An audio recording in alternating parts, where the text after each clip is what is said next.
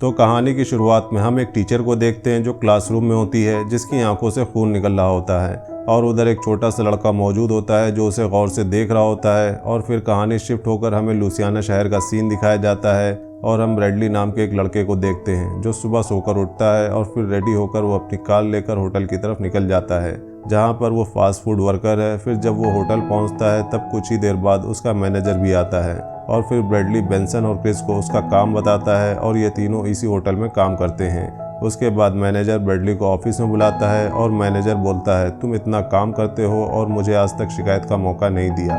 दरअसल ब्रैडली एक शांत स्वभाव का लड़का होता है और वो अपना काम मन लगा के करता है। और मैनेजर उसके फ्यूचर प्लान्स के बारे में उससे पूछता है और कहता है कि टाउन के कुछ होटल्स में मैनेजर की पोस्ट खाली है, तुम्हारे लिए मैं बात करूंगा, इसके बारे में तुम मुझे सोचकर बताओ। उसके बाद मैनेजर ब्रैडली को जाने को कहता है और फिर उसके बाद ब्रैडली होटल का सामान साफ करने लगता है। तभी वहाँ पर क्रिस, जो कि एक होटल स्टाफ है, वो अपनी गर्लफ्रेंड के साथ आया होता है। वो ब्रैडली से मज़े ले रहा होता है और फिर क्रिस अपनी गर्लफ्रेंड के साथ गंदे मजाक कर रहा था, तब ब्रैडली उसे ऐसा करने से मना करता है। उसके बाद क्रिस गुस्सा हो जाता है और उसे बुरा भला कहने लगता है और उसे मारने की धमकी देता है, जिससे ब्रैडली बहुत डर जाता है। उसके बाद क्रिस ब्रैडली को सड़ा हुआ बर्गर खाने को कहता है और ये देखकर बेंसन क्रिस को ऐसा करने से मना करता है, लेकिन क्रिस बेंसन को बीच में आने से मना करता है और उसे भी धमकी देता है। और क्रिस फिर से ब्रैडली को वो बर्गर खाने को बोलता है और ब्रैडली को ना चाहते हुए भी उसे खाना पड़ता है।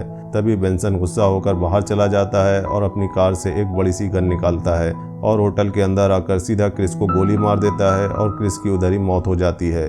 अब क्रिस की गर्लफ्रेंड भी चिल्लाने लगती है और ये आवाज़ सुनकर उनका मैनेजर भी अपने रूम से बाहर निकल आता है और बेंसन के हाथ में गन देखकर वो भागता है, लेकिन बेंसन उसके पीछे जाकर उसे भी गोली मार देता है। उधर क्रिस की गर्लफ्रेंड बहुत ज़्यादा चिल्लाने लगती है तो बेंसन उसको चुप होने के लिए बोलता है, लेकिन वो चुप ही नहीं हो रही थी। तभी बेंसन उसे भी ख़त्म कर देता है। अब ब्रैडली ये सब देखकर शॉक्ड हो गया था। तभी उसके पास बेंसन आता है और ब्रैडली को लगता है कि बेंसन अब उसे भी ख़त्म कर देगा, लेकिन बेंसन उसे छोड़ देता है और उसे लाशों को ठिकाने लगाने के लिए बोलता है। लेकिन बेंसन की बात ब्रैडली नहीं सुन रहा था। तभी बेंसन उसे धमकी देता है और कहता है कि अगर उसने ऐसा नहीं किया तो वो उसे भी ख़त्म कर देगा। उसके बाद ब्रैडली बेंसन को फ्रीजर में लाश रखने में मदद करता है और सभी लाशों को स्टोर रूम में बंद कर देते हैं और होटल को साफ करने के बाद होटल को भी बंद कर देते हैं। उसके बाद बेंसन गाड़ी में अपनी शर्ट खोलकर रख देता है जिसमें खून लगा होता है और फिर ब्रैडली और बेंसन साथ में कार लेकर निकल जाते हैं। उसके बाद रास्ते में जाते वक्त बेंसन कैलकुलेट करता है कि दूसरी शिफ्ट को होटल में शुरू होने में अभी 6 से 7 घंटे हैं। उसके बाद लोगों को पता चल जाएगा उन लाशों के बारे में। अब बेंसन को बहुत तेज़ भूख लगती है, इसलिए वो गाड़ी साइड में लगाता है और नाश्ता करने के लिए एक रेस्टोरेंट में जाता है और वहाँ पे जाके बेंसन अपने लिए और ब्रैडली के लिए ऑर्डर करता है। उधर ब्रैडली अभी भी डरा हुआ होता है और कहता है कि मुझे इस चीज़ में क्यों घसीट रहे हो। तो बेंसन कहता है कि ये जगह तुम्हारे लिए नहीं है, तुम्हारे पास खुद का दिमाग है, लेकिन तुमने वो सड़ा हुआ बर्गर खाया क्योंकि क्रिस ने बस तुम्हें वो करने को कहा। अब बेंसन कहता है कि तुम स्पेशल हो और तुम इन चीज़ों के लिए नहीं बने हो।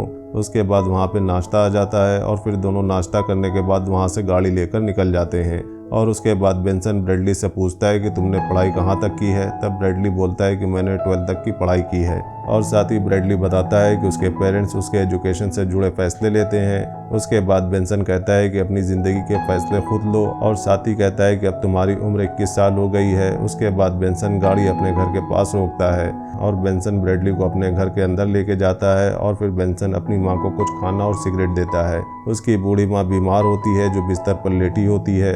उसके बाद बेंसन ब्रैडली को कुछ भी छूने से मना करता है और कहता है कि रुको, मैं आ रहा हूँ। उसके बाद बेंसन की माँ ब्रैडली से पूछती है कि तुम्हारी शर्ट में ये किस चीज़ का दाग है। तो ब्रैडली बोलता है कि कुछ नहीं, बस काम करते वक्त केचप शर्ट पर लग गई थी, ये सुबह लगी थी इसलिए अब ये सूख गई है। लेकिन बेंसन की माँ उसके ऊपर विश्वास नहीं करती और कहती है कि मुझे तो ये किसी और चीज़ का ही दाग लग रहा है। और फिर बेंसन की माँ ब्रैडली से फ़ोन मांगती है और कहती है कि मुझे एक ज़रूरी कॉल करनी है और वो फ़ोन वहीं पर रखा होता है। ब्रैडली डर के फ़ोन के पास जाके उसे उठाकर देने ही वाला होता है कि तभी बेंसन आ जाता है और ब्रैडली को रोक देता है। उसके बाद फ़ोन को वहीं तोड़ देता है और ब्रैडली को पकड़कर बोलता है कि मैंने तुम्हें पहले ही कहा था कि किसी भी चीज़ को मत छूना।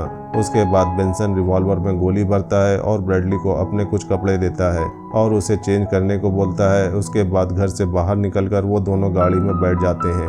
अब बेंसन ब्रैडली को कहता है कि तुम्हें ऐसी कोई भी गलती नहीं करनी है जिससे हम मुसीबत में फंस जाएं और हम दोनों को एक साथ मिलकर काम करना होगा। उसके बाद रास्ते में बेंसन ब्रैडली से पूछता है कि क्या तुम्हारी कोई गर्लफ्रेंड है, तो ब्रैडली कहता है कि नहीं, अभी नहीं, लेकिन पहले थी और उसका नाम लीजा है। उसके बाद बेंसन पूछता है कि तुमने ब्रेकअप क्यों कर लिया था, जिस पर ब्रैडली इस बात पर कहता है कि बस हमने बात करना बंद कर दिया था।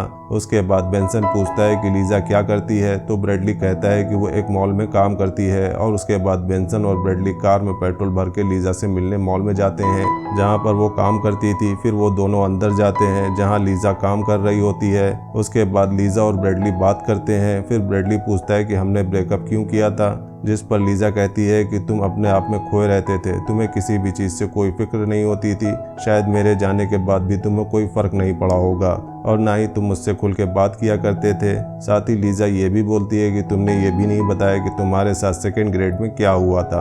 अब ब्रैडली कहता है कि मुझे तुम्हारी फिक्र है, जिस पर लीजा कहती है कि बदले में अब हम फिर से रिलेशनशिप में नहीं आ सकते।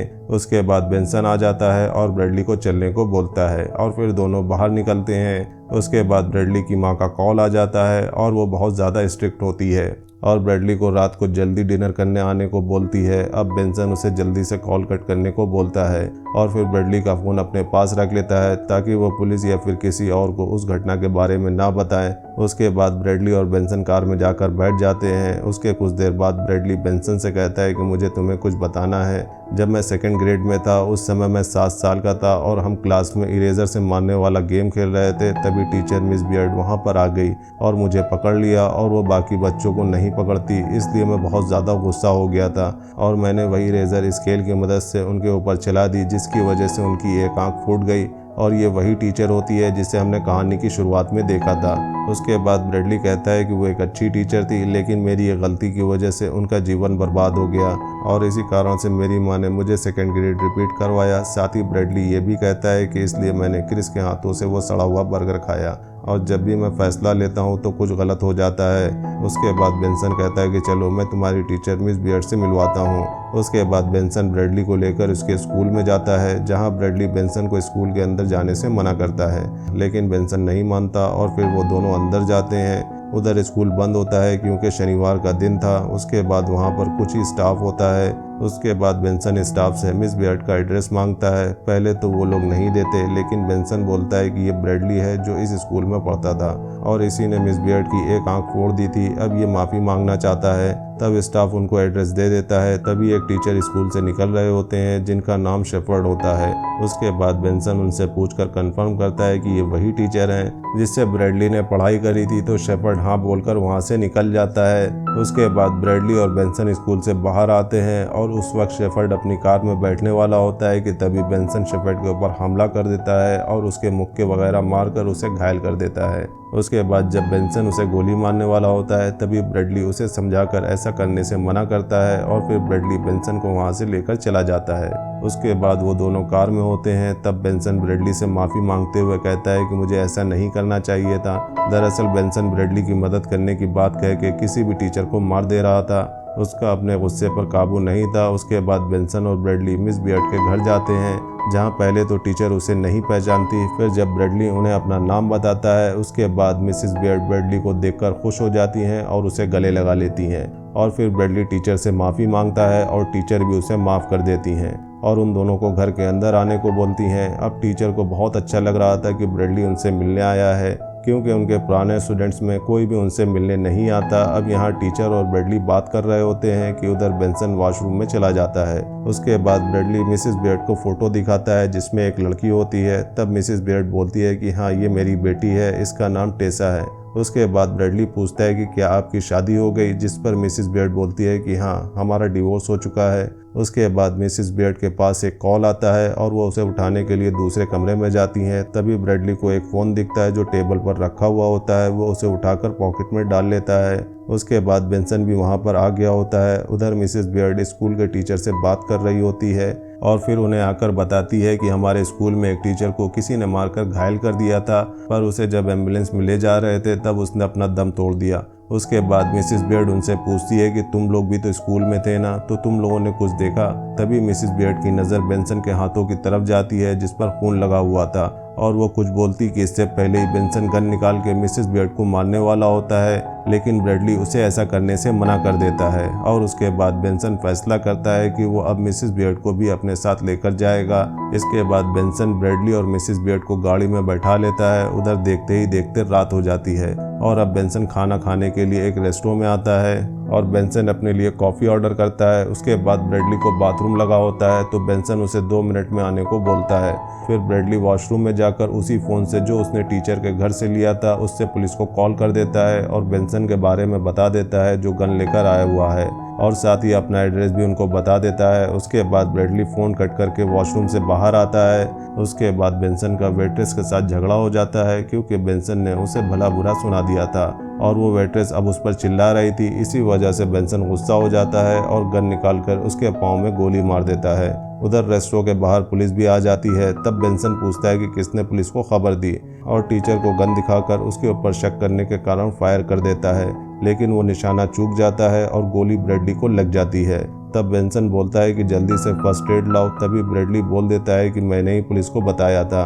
उसके बाद उसे कुछ भी समझ में नहीं आता और वो बाहर निकल आता है और बेंसन अपनी गन निकाल के पुलिस की तरफ करता है। तभी पुलिस उसके ऊपर फायर कर देती है और उसकी वहीं पर मौत हो जाती है। यहाँ बेंसन एक गुस्सैल बदमाश किलर था जो छोटी छोटी वजहों के लिए लोगों को ख़त्म कर दिया करता था। अब अगले सीन में हम ब्रैडली को देखते हैं जो अपने टीचर की बेटी के साथ गेम खेल रहा था। उसके बाद टीचर भी बाजार से वहाँ पर आ जाती है और ब्रैडली को पैसे देती है उसकी बेटी का ख्याल रखने के लिए, क्योंकि अभी भी ब्रैडली के हाथ में चोट लगी होती है, इसलिए वो दूसरों का काम नहीं कर पाता। फिर ब्रैडली की माँ का कॉल आता है और उसे डिनर करने के लिए वो बुलाती है और फिर ब्रैडली टीचर को बाय बोलकर वहाँ से निकल जाता है। और इसी सीन के साथ ये कहानी यहीं पर ख़त्म हो जाती है। तो ये थी द पैसेंजर फिल्म की सारी कहानी। आपको ये कहानी कैसी लगी हमें कमेंट्स में ज़रूर बताइएगा। अगर मूवी का एक्सप्लेनेशन पसंद आया हो तो वीडियो को लाइक करिएगा और चैनल को सपोर्ट करने के लिए सब्सक्राइब करिएगा, ताकि हम आपके लिए ऐसे इंटरेस्टिंग मूवीज़ के एक्सप्लेनेशन लाते रहें। मिलते हैं नेक्स्ट मूवी एक्सप्लेनेशन वीडियो में, तब तक के लिए बाय बाय।